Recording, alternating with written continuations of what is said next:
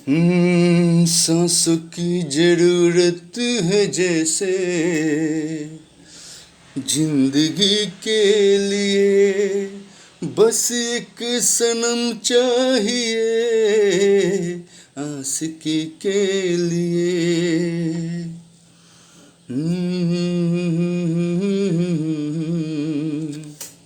ला ला ला।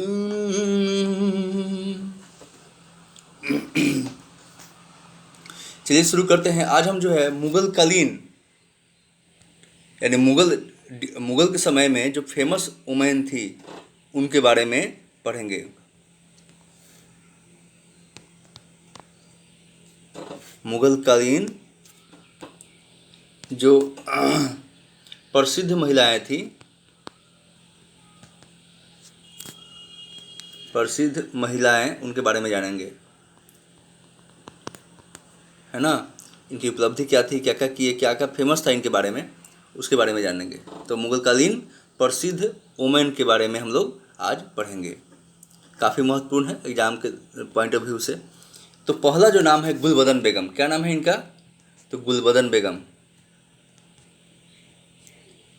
गुलबदन बेगम, है ना। इनका काम क्या था? तो गुलबदन बेगम जो है हुमायूं नामा की रचना की इन्होंने। किसकी रचना की इन्होंने? हुमायूं नामा, हुमायूं नामा इसकी रचना की। और यह जो है अरबी और फारसी की विदुषी थी, यानी स्कॉलर थी, विद्वान थी, है ना। यह किसके किसके? तो अरबी, अरबी और किसके? तो फारसी,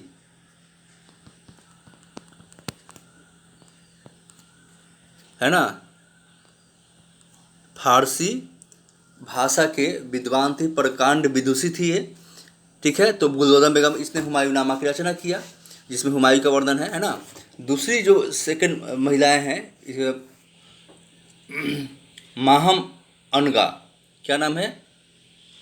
तो माहम अनगा,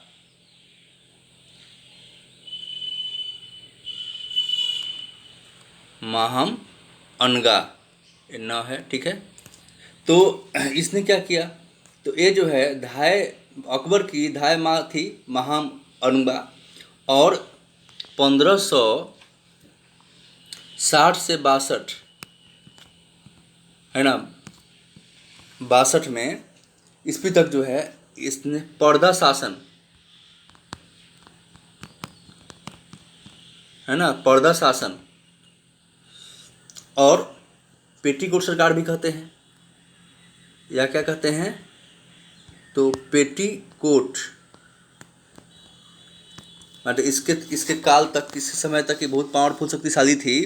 तो इसी के काल को जो है अकबर की धाय अमा थी, पालन पोषण की थी, पालती। तो इस पर्दा शासन या पेटीकोट सरकार विकास चलाया इसने।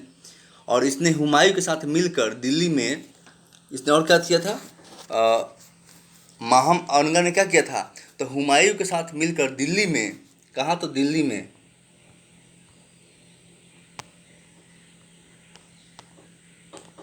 दिल्ली में क्या किया? तो दिल्ली में इसने मदरसा ए बेगम, है ना, दिल्ली में ए हुमायूं के साथ मिलकर मदरसा ए बेगम की स्थापना की। तो क्या थी? माहम अनगा जो था अकबर के धाया माँ थी, और इसने मतलब 1560 से 62 ईस्वी तक पर्दा शासन या पेटीकोट सरकार चलाया। और मतलब इनका दबदबा था सरकार शासन चलाने में, इसलिए ऐसा कहा जाता है ना। और इसने इसी को पेटीकोट या पर्दा शासन, जब महिलाओं का ज़्यादा वर्चस्व था शासन में, सरकार में। और इसने जो है मदरसा ए बेगम हुमायूं के साथ मिलकर स्थापना की दिल्ली में। ओके। दूसरा जी प्रसिद्ध महिला है, उनका नाम है नूरजहाँ। इसके बारे में? नूरजहाँ, नूर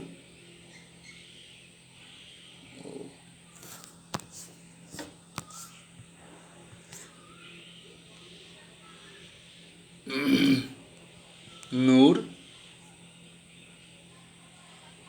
जहां, नूरजहां। तो नूरजहां जो है ये जहांगीर की पत्नी थी और नूरजहां ने जुनता गुट का नेतृत्व किया।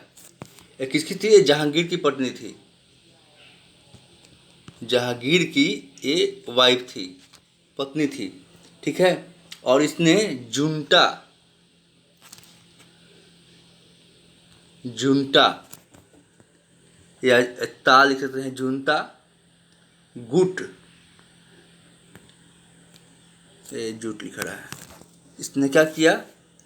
ये गलती है, गुट ट जुनटा गुट का नेतृत्व किया और इसने अनेक सिंगार प्रसाधनों जेवरातों का सुरुचि परिवर्तन कराया। सुरुचिपूर्ण जो है इसमें परिवर्तन कराया। किसने? सिंगार के जो साधन होते थे या जेवरात थे उसमें बहुत सुरुचिपूर्ण परिवर्तन कराया, चेंज कराया। किसने? तो नूरजहां जो है, नूरजहां जो है जहांगीर की पत्नी थी और ये जो है जुनता गुट का एक गुट बनाया था, उसका नेतृत्व लीड करती थी ये। और इसने अनेक श्रृंगार यानी सजने सामान, संवरने का सामान, उस प्रसाधनों में, जेवरातों में सुरुचिपूर्ण जो है इसने परिवर्तन कराया। कौन? तो नूरजहां। तीसरी जो महिला हैं तो मुमताज महल, नाम तो अब फेमस है।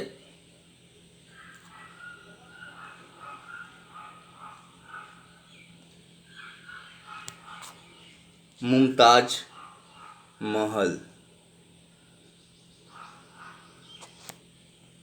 ठीक है। मुमताज महल जो है शाहजहां की, किसकी? तो शाहजहां की, शाहजहां की क्या थी? सबसे प्रिय जो है पत्नी थी, है ना, प्रिय वाइफ थी। वाइफ तो सबकी प्रिय होती है लगभग लगभग, लेकिन कह सकते हैं कि सबसे प्रिय ही थी। पहले बहुत सारी शादी करते थे राजाएं, राजा जो थे। और यह सिंगार प्रसाधनों में जेवरातों की बड़ी विशेषज्ञ थी, मतलब संवर्धन सजने की सब महान। ये क्या क्या थी? ये मुमताज महल, इसी बारे में हम बात कर रहे हैं, तो मुमताज महल के बारे में। तो इस ये क्या क्या कि इतना श्रृंगार के समान, जैसे वो भी पिछले विवाह में से है, एक गलती लिखा रहा है श्रृंगार, फिर से हम लिखते हैं अनुस्वार, है ना। तो श्रृंगार की जो है, श्रृंगार के प्रसाधनों,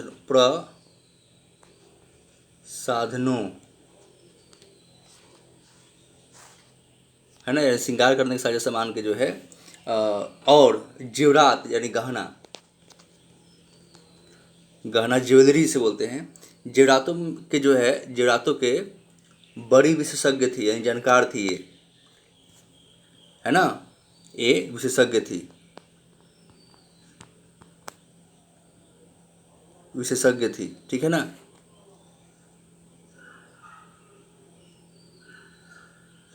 ठीक है, जेवरातों के विशेषज्ञ थे। कौन? तो मुमताज महल। अब है जहां आरा, किसके बारे में पढ़ेंगे हम लोग? तो जहां आरा, ये भी पावरफुल शक्तिशाली महिला थी अपने जमाने की।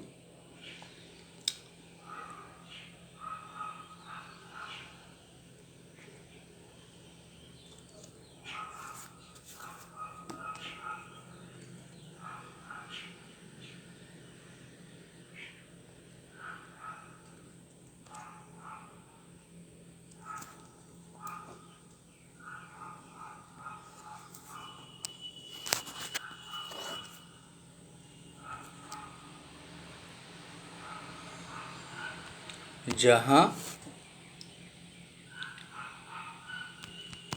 आरा, है ना, जहां आरा के बारे में पढ़ेंगे हम अभी।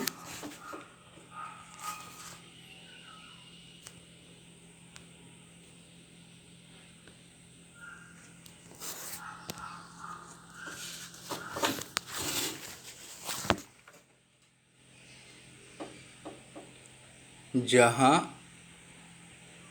आरा। जहाँ आरा जो थी ये शाहजहाँ की पुत्री थी। किसकी? शाहजहाँ। जहाँ की क्या थी ये? तो ये पुत्री थी, शाहजहाँ की पुत्री थी ये। कौन? तो जहाँ आरा बड़ी पुत्री थी, ये बड़ी थी, बड़ी लगा दीजिए यहाँ, बड़ी पुत्री थी शाहजहाँ की। और जब उत्तराधिकार का लड़ाई हुआ है ना, जहाँ आरा जो है क्या है? जहाँ आरा जब उत्तराधिकारी का लड़ाई है, शाहजहाँ की बड़ी पुत्री थी, उत्तराधिकार का लड़ाई हुआ तो युद्ध में इसने दारा का पक्ष लिया। किसका पक्ष लिया इसने? तो इसने दारा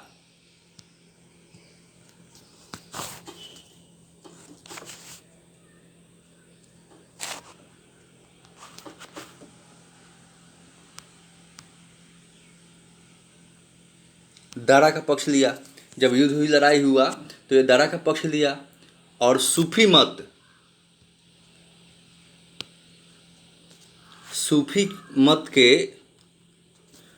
के जो कादरी सिलसिले से प्रभावित थे, कौन? तो कादरी सिलसिले से प्रभावित थी।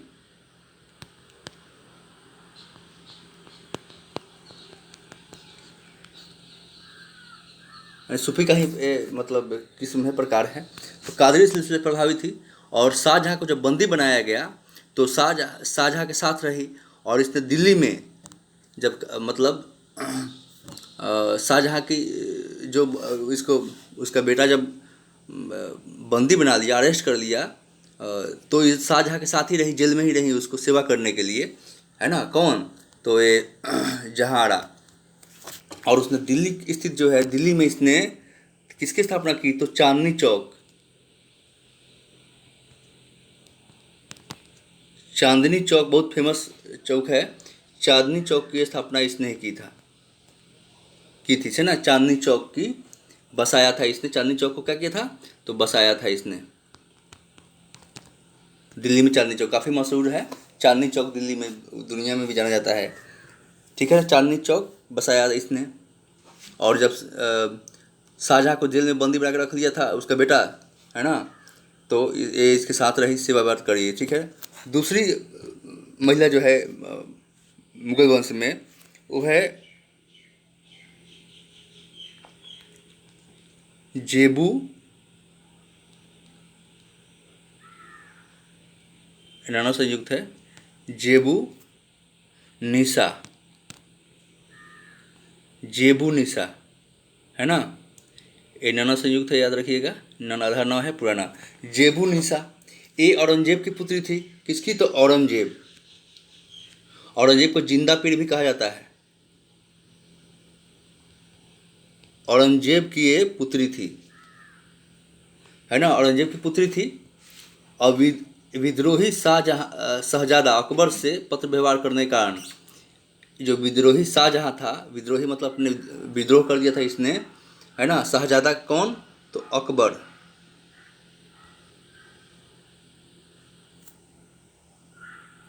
सॉरी, शहजादा अकबर विद्रोही शहजादा अकबर से जो है एक पत्र व्यवहार करने के कारण औरंगजेब ने इसे निर्वासित कर दिया, दिल्ली भेज दिया, है ना। औरंगजेब की पुत्री थी, लेकिन जब शहजादा अकबर जो है ना, शहजादा अकबर इसे पत्र व्यवहार की, यानी पत्र से, है ना,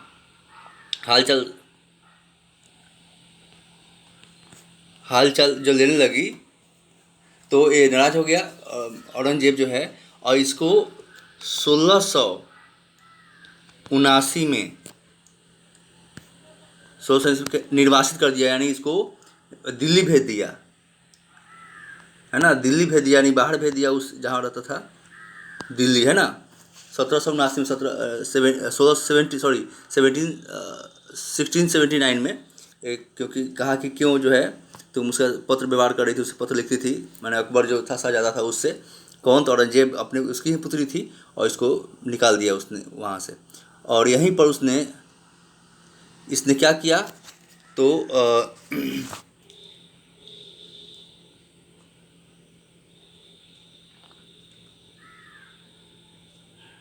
जेबू निशा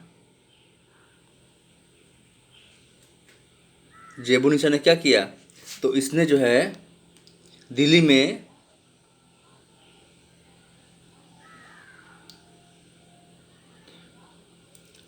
बैतुल उल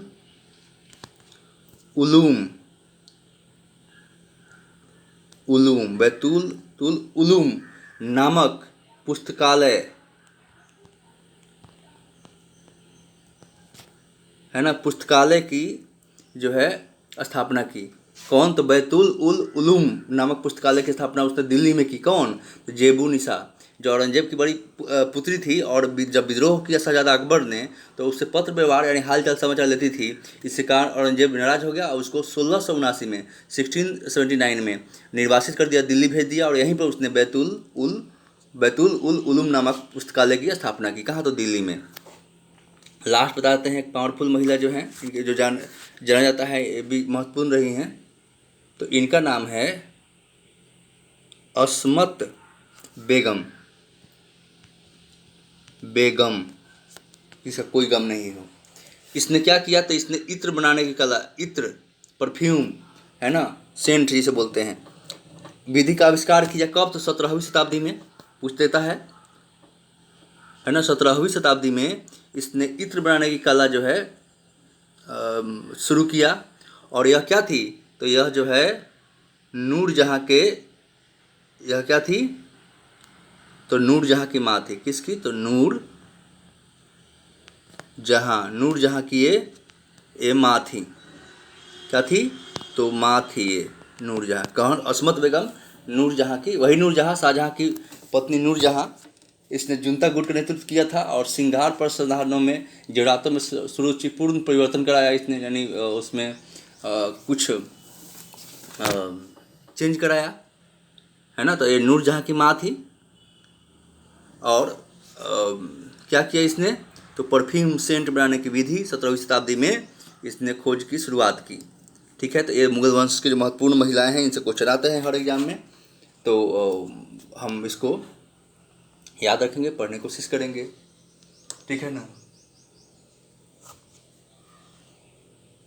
चलिए, धन्यवाद, थैंक यू देखने के लिए। मिलते हैं हम नेक्स्ट वीडियो में।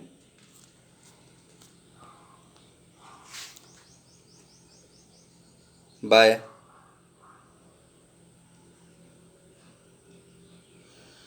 चेहरा क्या देखते हो, दिल में उतर कर देखो ना, दिल में उतर कर देखो ना।